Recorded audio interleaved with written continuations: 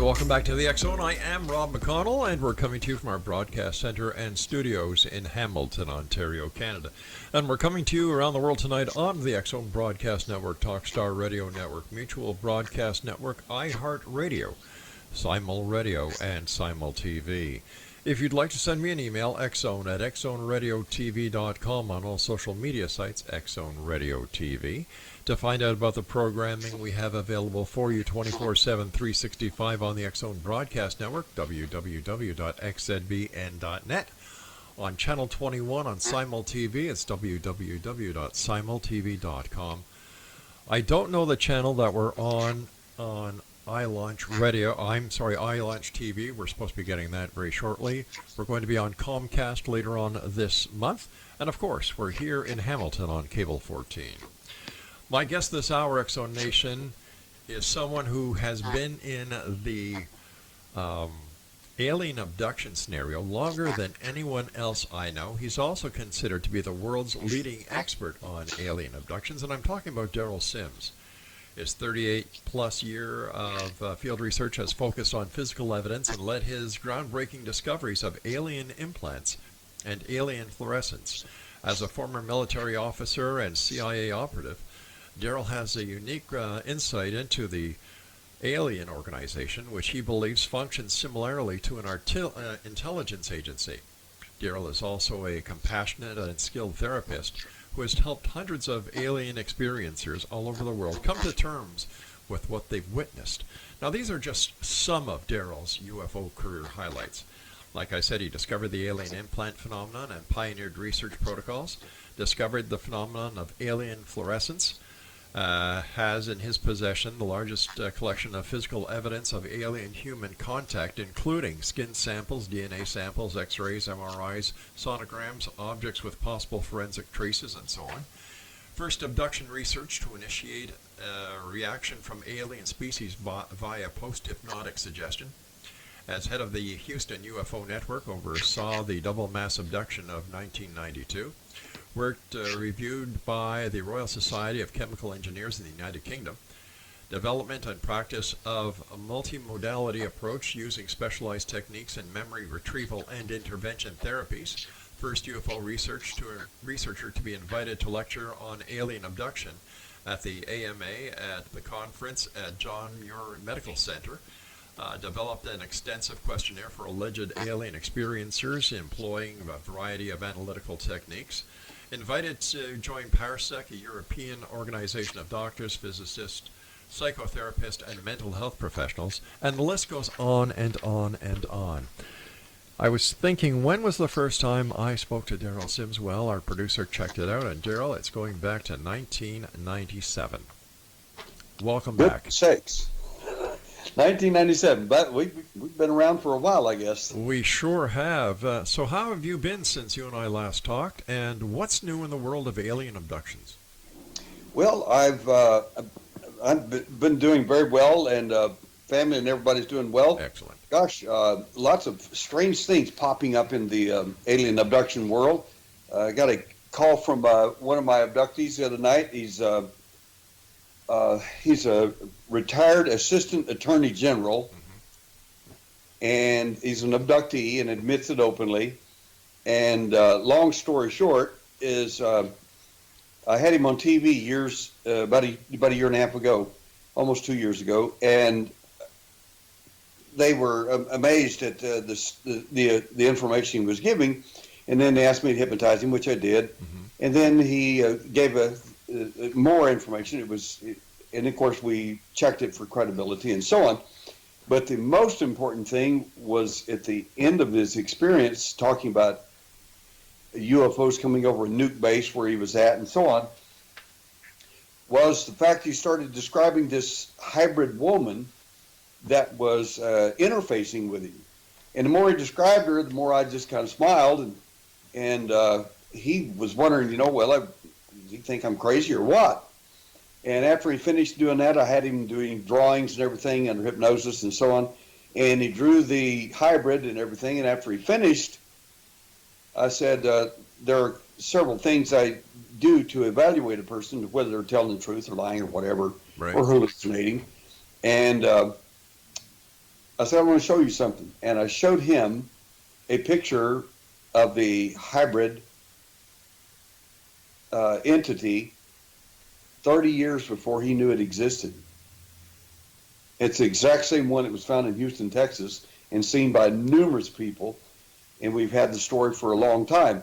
And of course, he was just stunned at the pictures. Oh my God, that's her. That's the one. And that's pretty good.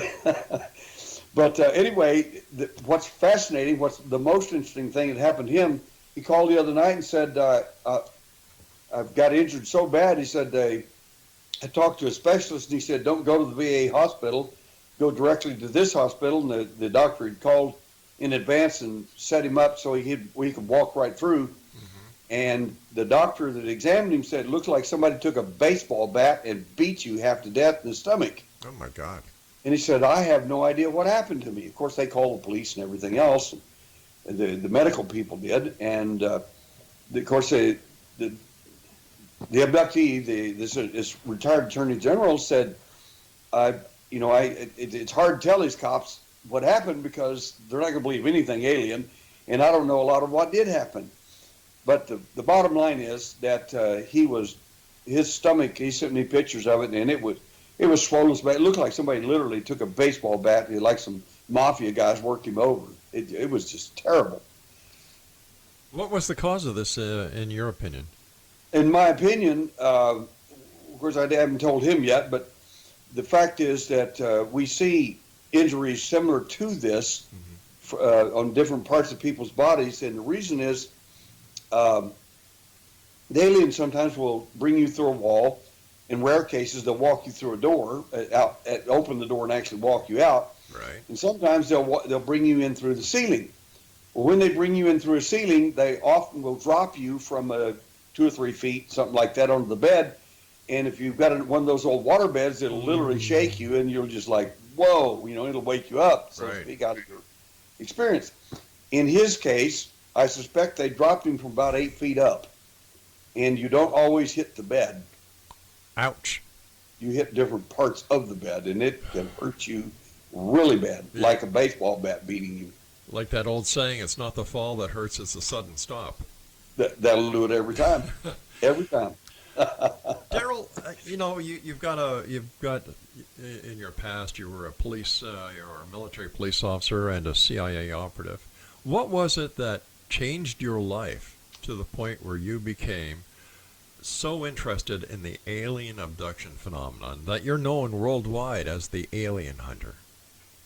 Well, the alien hunter is a term given to me by a journalist who was interviewing me one day, and I think it was 1992, 93 in Atlanta. Mm-hmm. And she said, she listened longer and longer and longer, and she said, oh my God, you don't study the alien, you're hunting them. You're the alien hunter. And it showed up in her story on a man named Randazzo, his magazine, UFO magazine back then, which is now defunct. But it was a big alien head with blood red letters, Alien Hunter, on it, and the story of DERREL, SIMS, and all that. But the thing that really took me into the phenomena, of course, I try to stay away from it as much as possible, because my event started in 1952 at age 4 and ended violently at age 17, and after that, I had no further events, so I thought, wow, right, this is great, I'll just ignore it and it'll all go away. That worked real well until my son came along, about 6 years old, and came and got him. And when that happened, I woke up in the middle of the night with that same exact feeling that I had for every abduction encounter. I realized they were there, that they had actually left, and I ran past my son's room in the middle of the night, about 2:30, 3 o'clock in the morning, found him standing in the dining room looking out the back window, screen memory, of course. Sure. Looking out the back window, and I watched him quite a while, and I said, David, what are you looking at? And he said, the little red light. All right, stand by, Darrell. We've got to take our first break. Exonation. The one and only DERREL SIMS is our guest this hour. He's known around the world as the alien hunter. Now, He's going to be at Contact in the Desert this year. The website is contactinthedesert.com/Darrell Sims. That's contactinthedesert.com/Darrell Sims. More about alien abductions and much more when we return here to the X Zone from our broadcast center and studios in Hamilton, Ontario, Canada. I'm Rob McConnell. Don't go away.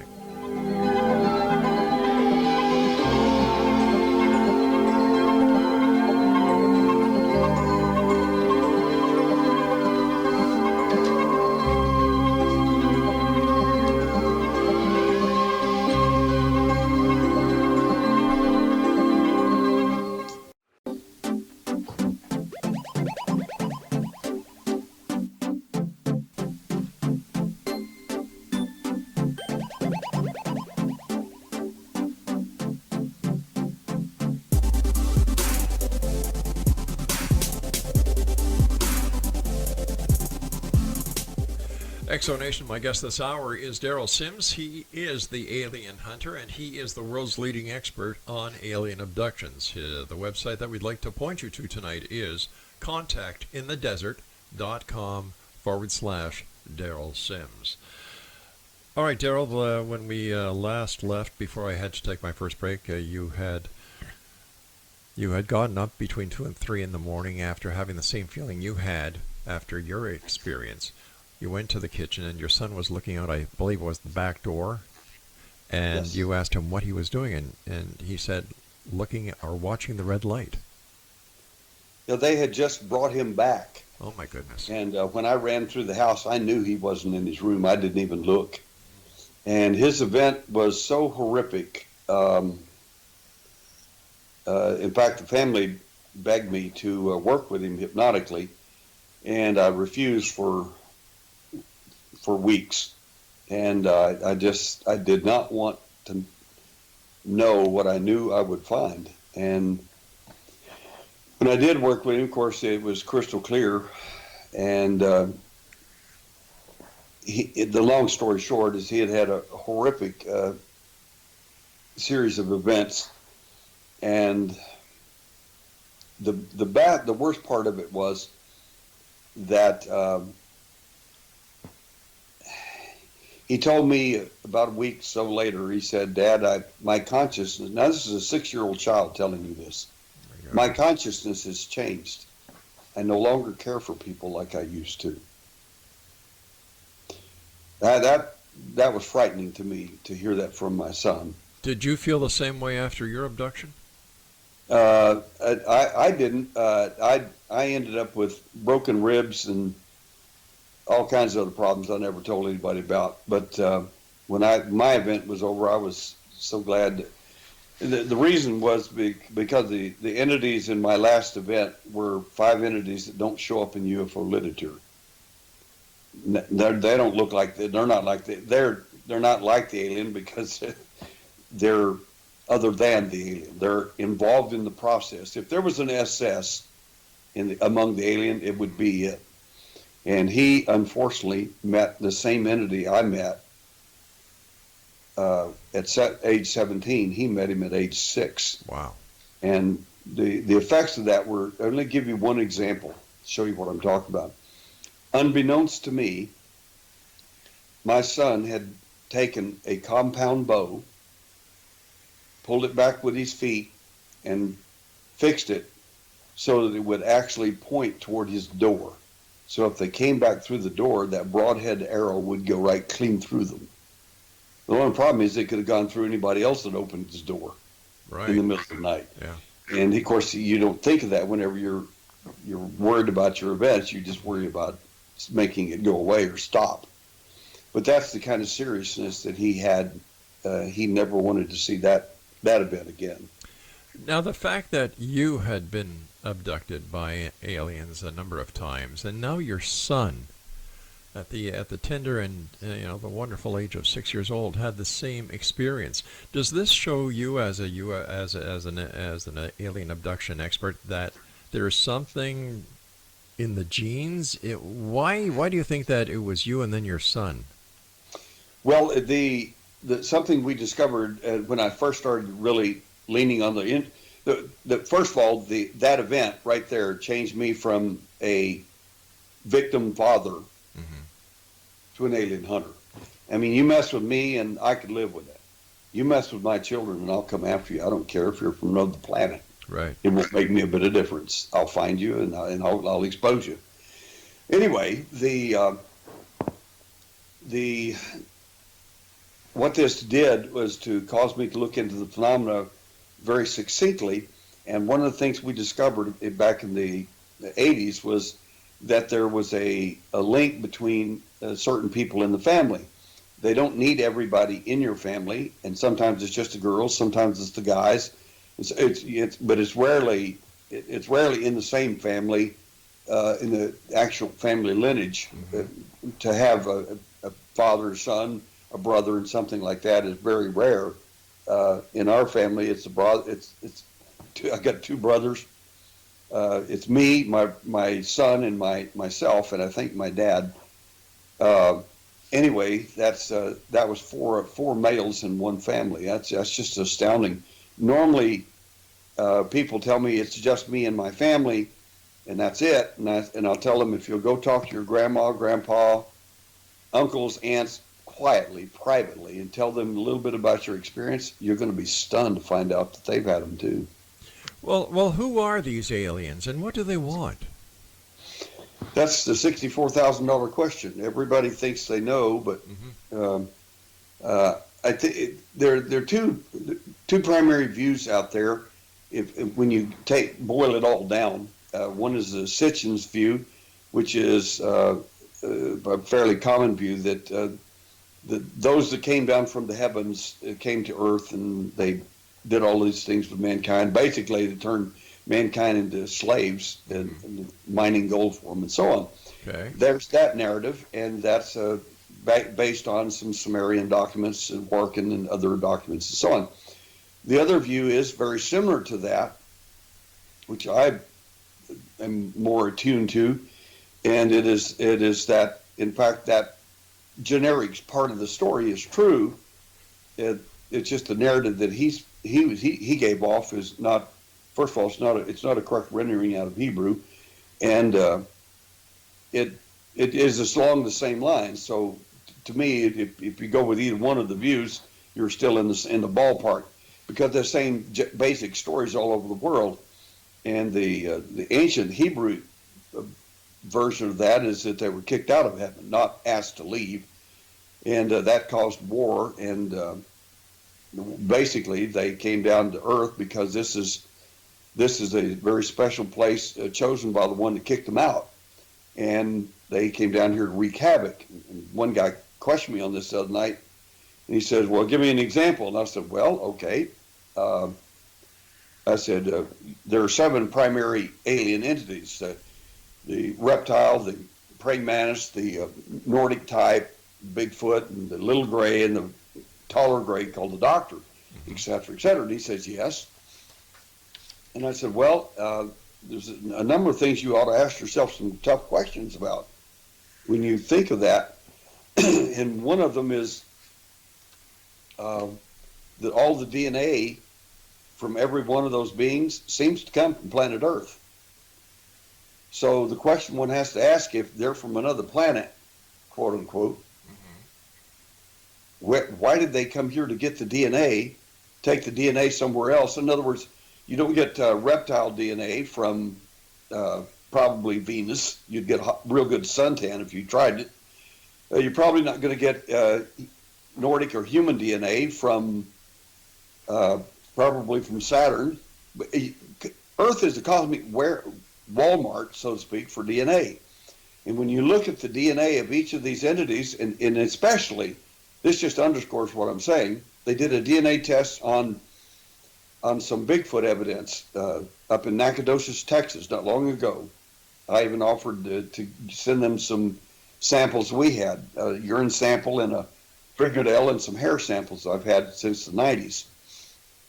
And long story short, they did their analysis on the DNA testing they had, on the DNA material they had. Right. They found that the DNA, of course, it's simian or ape-like creature, which, again, you would get on planet Earth. And number two, it had modern human woman DNA. So how does one get, quote unquote, alien DNA of a simian creature that you find on planet Earth mixed with modern human woman DNA? Well, is it possible now? I'm just throwing this out there. Like, you know, we've all heard about these strange and weird things that happen where we have cross species. Is it possible that in our past we had a Neanderthal or an early type of man who actually cross-mated with an ape? Well, that's possible, but the fact is, the thing that stands out to me is the fact these beings here that we're looking at, these so-called alien beings, are in fact transgenic beings made, hatched, cloned, or manufactured for the purpose of interaction with mankind.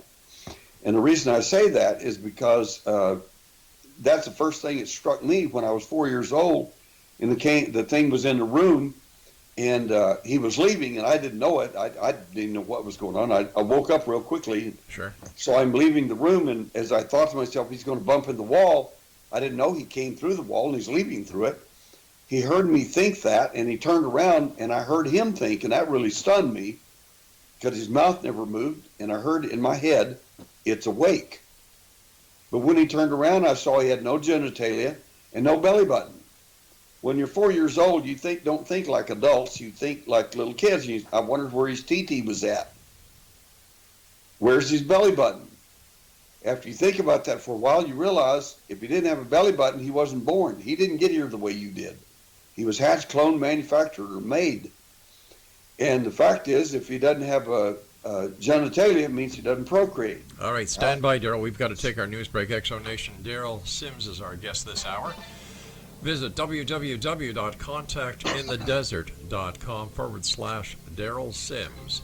And Darrell and I will be back on the other side of this commercial break with the news as we continue here in the X Zone from our broadcast center and studios in beautiful Hamilton, Ontario, Canada. My name is Rob McConnell. You can always send me an email, xzone@xzoneradiotv.com, and check out all the programming we have available for you 24/7, 365 on the X Zone Broadcast Network at www.xzbn.net.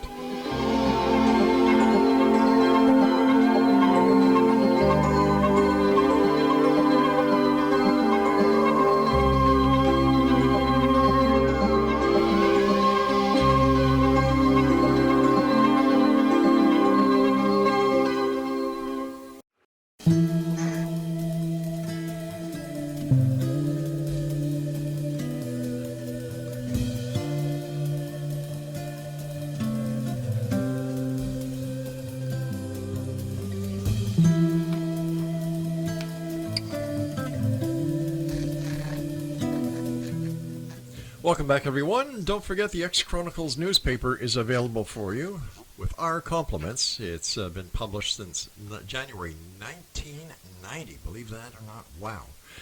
www.xchroniclesnewspaper.com. A couple of programming notices. The X Zone TV show is going to be on Cable 14 in the Hamilton, Ontario area starting February the 14th, and then the TV show will be on twice a week, Tuesdays at 9:30 and 11 p.m. on Thursdays. Also, starting this week, later on, we're going to be on iLaunch TV throughout the United States, as well as 50 other countries. And later on this month, it's going to be a busy month, we're going to be on Comcast. So there you go. All coming to you from our broadcast center and studios in Hamilton, Ontario, Canada, through our good friends at SIML. Darrell Sims is our guest, www.contactinthedesert.com/Darrell Sims. Darrell, when you were describing the alien that you saw in your room, you noticed that the alien didn't have any genitalia or a belly button. Is it possible that the alien was wearing some sort of one-piece protective bodysuit? Oh, I suppose that's possible, but there was ambient light in my room, and I could see him very clearly. He had a very tiny mouth, just a tiny slit. Right. And he had no ears, and he had two little holes for what looked like where a nose should have been, but they're just tiny. His eyes were perfectly round, I mean, very large, inch-and-a-half eyeballs, and to me they looked like lens covers. They didn't look like eyes. They were very stunning, very captivating. Could it have been a And helmet of some sort? I just, well, later, many, many years later, one of my abductees begged me to show her how to defend herself because they threatened to get her kids. And I did, and she assaulted her captor and tore his eye cover off on 2 occasions. And what she saw was a red stippled screen with 5 little white squiggly light lines running across that red screen, which indicated those particular beings were probably biomechanical. So what did she do with the lens cover? Well, unfortunately, the reason I did that was, one, for her point, was to help her learn to defend herself. Mm-hmm. But I had my own greedy motivation, and the purpose was I wanted her to bring Freddy Krueger's hat back through the dream. I mean, if she could bring that eye cover back, mm-hmm. It's obvious that Freddy Krueger, so to speak, was real at that point. Use that as the metaphor. And unfortunately, she told me the first time, she said, I'm not very strong. And she tore it partly off, and she could see underneath it a red screen. And so I said, well, I can fix that. And so about a month and a half later, they came back and got her again. And unfortunately, they brought the doctor with them. That's the one that's a lot smarter. The little ones got an IQ of about 80. And the doctor type looks just like him, but he's taller, and he's definitely in charge. He's got an IQ about 135, 140. So the next time, I knew a lot more about his neurology and how he functioned, and so I had her actually take him over using the system that I had given her, and she called him, and it scared him, and he just slowly took steps toward her, and finally she reached around him, and I installed my strength in her, and she was able to hold him. And I asked him if he had resisted, and she said no, and she said he had never had anyone take him over before. I mean, that's their business. That's not what we're not supposed to be able to do that to them. All right. So how did you give her your strength? Let's stop there for a second. There is I can probably illustrate it a little better. I'm a martial arts 4th degree black belt in Shotokan in Goju-Ryu. I told my wife one day when we were teaching years ago that so I'm going to show you something different. We went down to school, and I took 2 people. One was a green belt, which would been, I call him professional student. He's never going to get anywhere. He's tough. I mean, he can be, if he hits you, he's going to hurt you.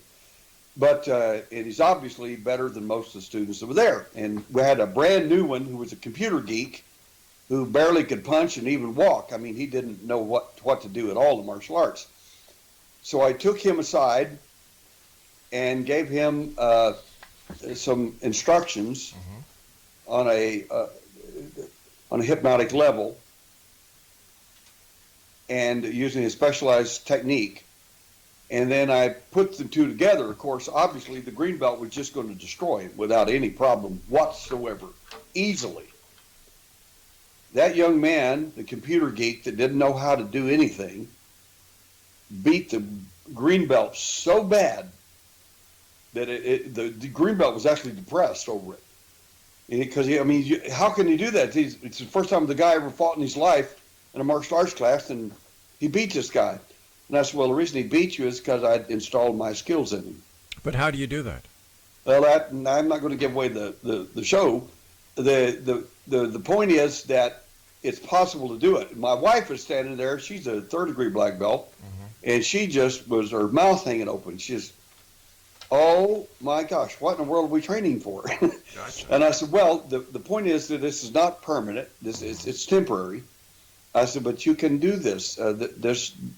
It's not without precedent through history, but the point is I did this for this lady, and she was able to hold this little guy, tore his entire eye cover off, and held it. I wanted her to hold it so tight in her hand that nobody get it out, and that would have worked fine if this had been the first event instead of the second one, because the doctor came over at that point, saw what was going on, and all of them got a hold of one of her fingers each and pulled her hand open until they get the eye cover out of their hand. Now, did she go to see a doctor and get a medical report? Because if somebody uses that much force on your hand, there'd be bruising and tissue damage.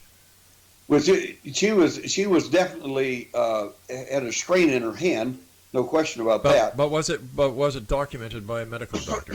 No, there was no injury to her. She was very. Let me give you an example. Sure. Sometimes we will place a person for a demonstration between two chairs, and you can literally stand on them if you do the hypnosis correctly, and they will not have an injury in their back or anything else. But if you don't give the suggestions properly, the person could get injured. I gave the suggestions very well to her. She definitely felt the strain in her hands because she said, I couldn't believe I could hold on that strong. It took one on each finger Sure. to get that thing out of my hand. But without the proof of the event happening, Darrell, the no medical report to substantiate the claims. For people listening who may be listening for the very first time about alien abductions, this would seem very far-fetched. Okay, let's take it further. Sure. A number of people told me that what you did was hypnotize that woman and make her believe all that stuff. Mm-hmm. And I said, okay, that's fair. It's a fair thought. Okay. But about 3 years later, an incident happened in Varginha, Brazil, where several alien entities were captured by the police, by the military, and by a military police officer. He physically caught one, and he later died within 6 months of his of the capture. But the others didn't suffer any injury because they those particular entities because they used nets and things like this. But everybody said the reason you hypnotized her to believe that alien had a red this thing under his eye and all that. Mm-hmm. And there's two reasons I knew that was not an accurate statement. First, when the Varginha aliens, anybody can look this up on the internet, because the city of Varginha actually put a statue of the alien entity in the middle of this, literally a fountain with the entity sitting on it. And in that, the entity, the reddish colored, dark reddish color with three large bumps on their forehead, and their claws are like 4 inches long. And this is the part that stunned everyone. Every one of them had bright red, stippled, screened eyes. Every one of them. But Darrell, that was 3 years after the event. But if the police in Brazil captured an extraterrestrial, wouldn't that have made worldwide news? It did. In fact, I have in my possession, because first of all, I went down to Brazil and looked at the case, and myself, I've been there twice, and so did John Mack and other people. It was worldwide news. It really was. But I wanted to look at it from an intelligence point of view. What could we prove intelligence-wise? And the three little girls, the little school kids that saw this entity that called the police, call her mama, and they call the fire police and all that.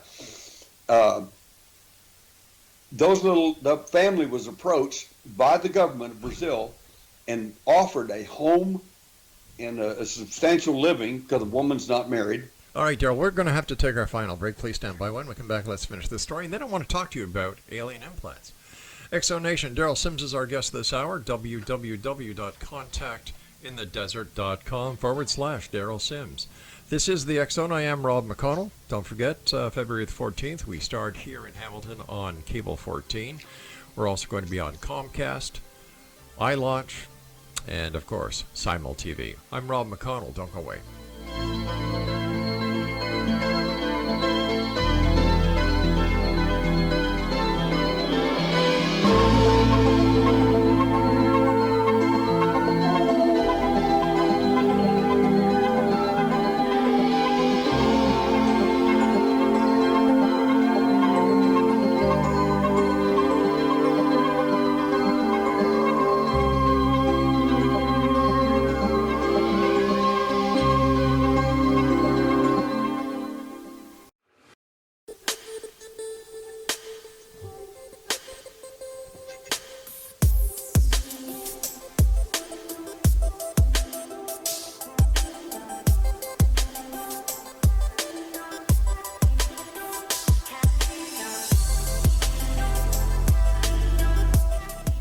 Welcome back, everyone. Darrell Sims is my guest. www.contactinthedesert.com/Darrell Sims.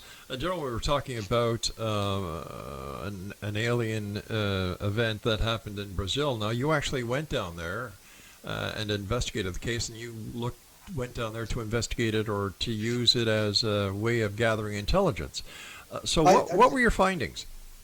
Well, one of the things I found that was stunning was several people, I did a lot of friends down there, and investigators, and they were interested in this as well. And of course, they loved my background, former military police, private investigator, ex-CIA, and they started telling me all kinds of neat things. And I said, okay.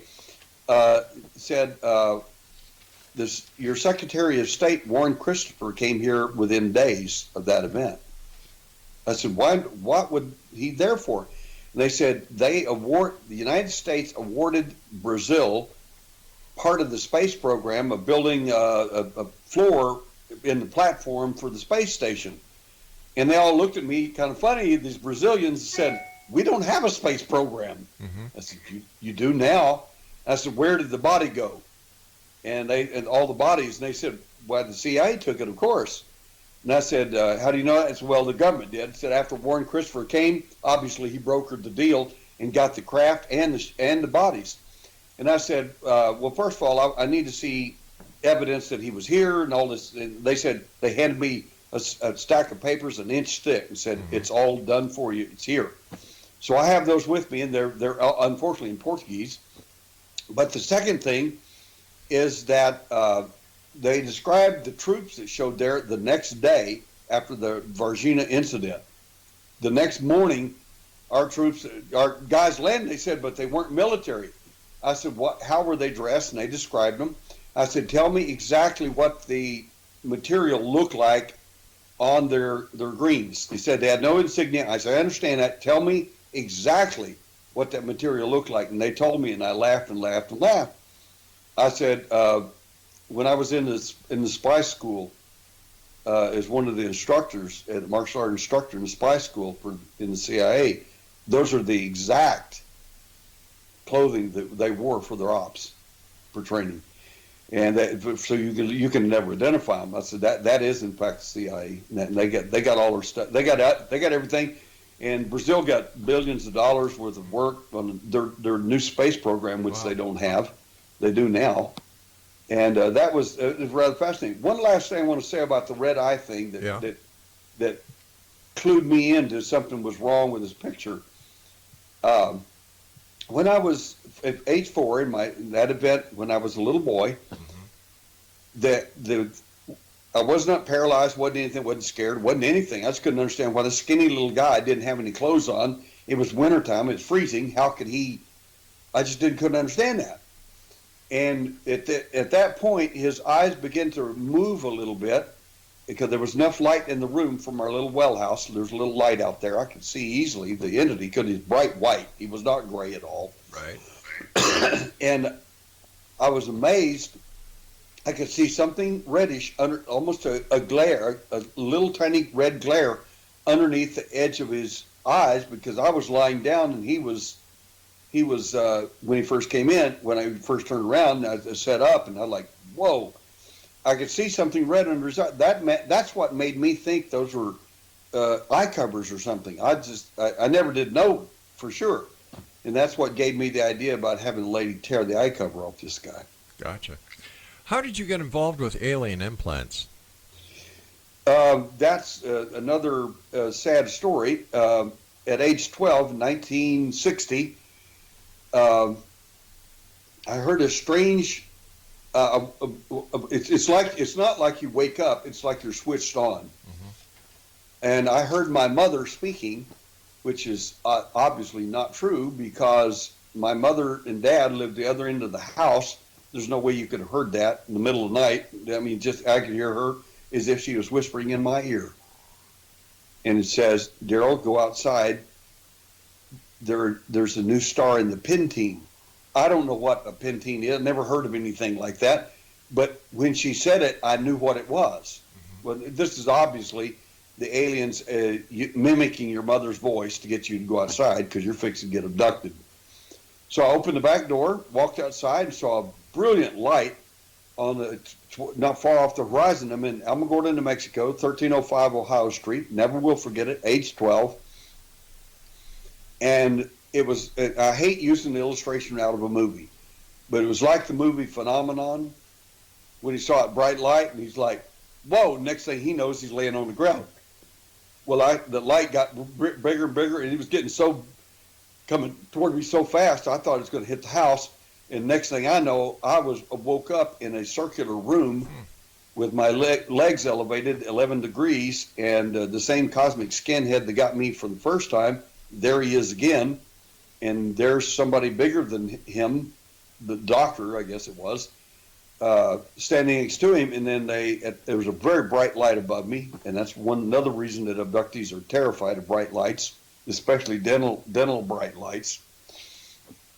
And I could hear them talking, and then the doctor at that point noticed it, and he shut me off. They can do that.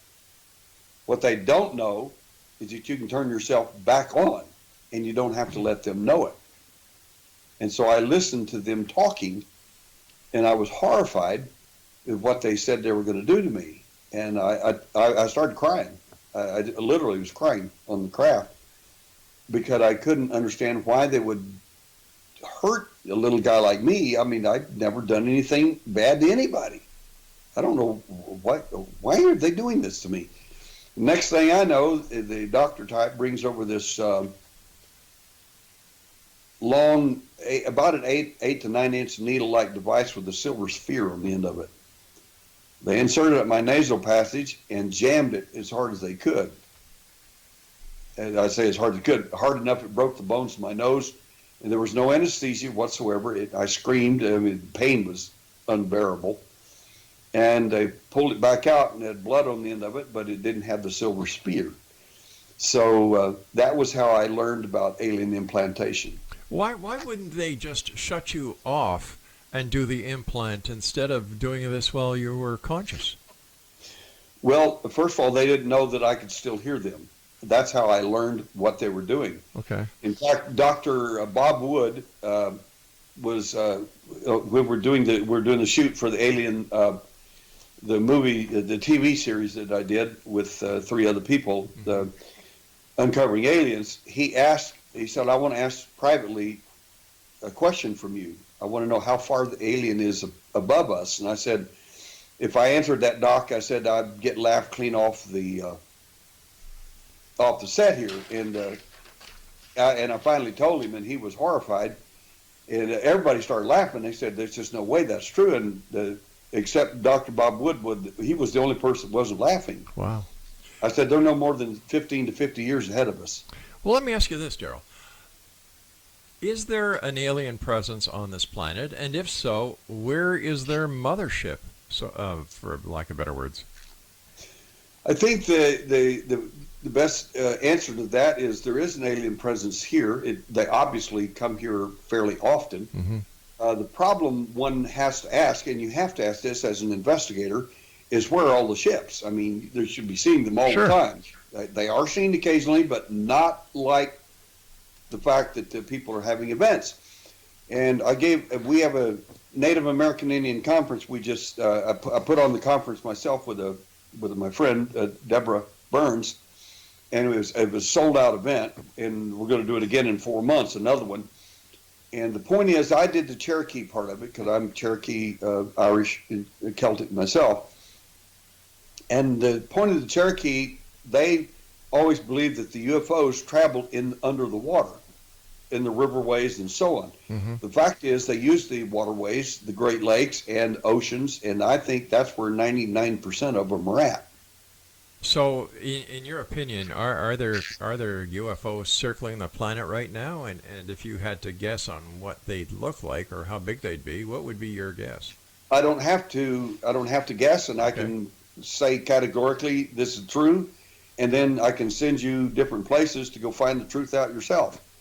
A man named Norm Bergstrom wrote a wonderful book called Ringmakers of Saturn. And he is a NASA scientist, and he gave impeccable evidence that they're right there in the Jovian and the Saturn system. They're right there in the rings of Saturn. You can see it. You can. Wow. If you got a reasonable telescope, you can find them. But you can just Google it. Nuremberg's from ring makers of Saturn, and go look yourself. But there's nothing orbiting Earth. Well, there may be. I see. The thing I find most credible are the sightings on the moon, craft that are so huge. One of them, we had 8 people on that particular craft in a mass abduction in 1992, and that craft was 50 miles thick, 600 miles across. And it was on the moon? It was near the moon.